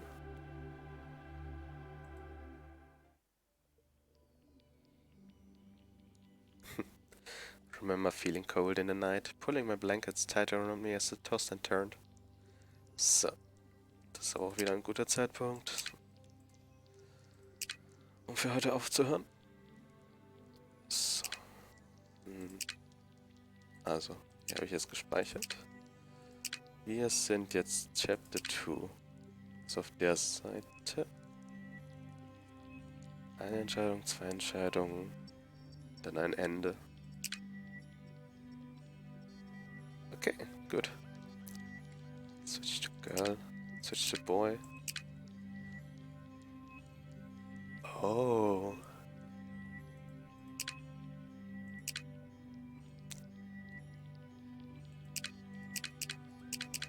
Hier haben wir eine Sache mehr. Hier unten was. Ah, hier ändert sich auch was. Krass. Ich hätte nicht gedacht, dass Geschlecht so viele Unterschiede macht. Interessant. Okay.